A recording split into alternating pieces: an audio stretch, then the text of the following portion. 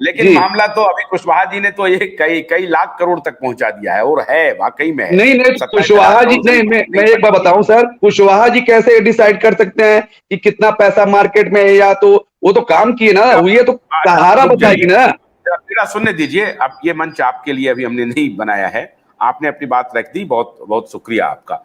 एक minute sir, हाँ एक मिनट सर, मैं जरा कुशवाहा जी आशुतोष सर, जरा, एक और बात जो बोलना पीड़ित है चाहूंगा नए सर, भाई, आशुतोष जरा सर, एक उनकी बात बात सुन लूं, उसके बाद सुभान जी के लिए। अशोक राम जी साथ बोलने दीजिए। अशोक जी बोलिए, उसके बाद सरफराज खान जी हैं, ये नए बंधु जुड़े हैं, इनकी बात सुनूंगा, फिर आप लोगों की बात सुनूंगा।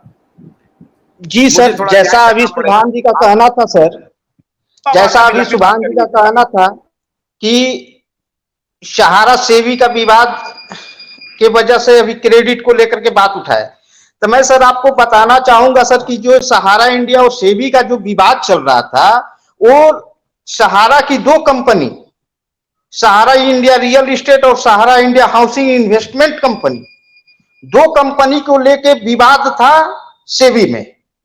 और विवाद वो बढ़ते बढ़ते जो आज तक चल रहा है सर, और जिस समय विवाद चल रहा था रियल एस्टेट और हाउसिंग को लेके, उस समय सहारा क्रेडिट कोऑपरेटिव सोसाइटी की उत्पत्ति भी नहीं हुई थी सर, जो सच्चाई है। तो जब सहारा सेवी का विवाद चल रहा है तो उसको बस वहीं तक सीमित रखा जाए ना, सिर्फ हाउसिंग और रियल एस्टेट तक।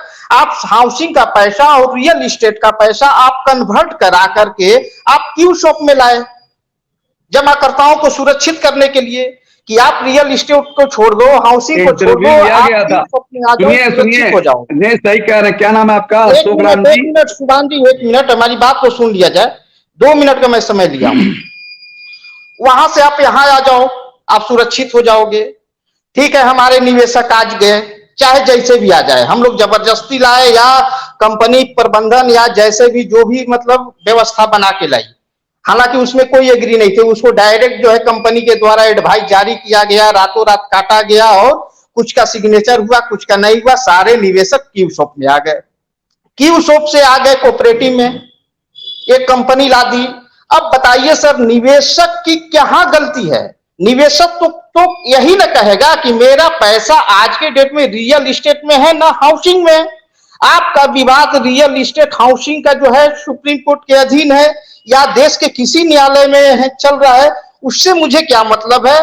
मैं कोऑपरेटिव का हूं, कोऑपरेटिव का मेंबर हूं, कोऑपरेटिव का निवेशक हूं, मैं कोऑपरेटिव में पैसा अपना जमा किया हूं, मुझे कोऑपरेटिव का भुगतान किया जाए। मुझे रियल एस्टेट और हाउसिंग से क्या मतलब है? मुझे विवाद से क्या मतलब है? जिस समय आप पैसा लेने का काम कर रहे थे, वो समय आपने तो यहां नहीं कहा कि आप अभी पैसा मेरे यहां निवेश नहीं कीजिए, क्योंकि मेरे यहां विवाद चल रहा है, हम आपका कोऑपरेटिव सोसाइटी का भुगतान नहीं कर पाएंगे, जो भी आपका 3-4 तरह का सोसाइटी है। आपने ये बात कहा? नहीं कहा, आपने पैसा लेने का काम किया। जब पैसा देने की बारी आई तो हम सहारा सेवी का विवाद क्यों दिखाएंगे?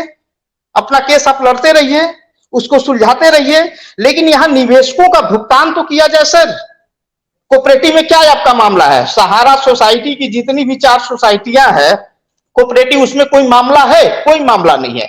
जब निवेशक इंतजार करते गया 3 वर्षों, 4 वर्षों, 5 वर्षों तक निवेशक इंतजार किया कि सोसाइटी का भुगतान नहीं किया, तब कुछ लोग जाकर के जो है सहारा जो रजिस्ट्रार है, सीआरसी है, वहां कुछ लोग कंप्लेन किए कि ऐसा इस तरह की बातें हैं, कोऑपरेटिव का भुगतान नहीं।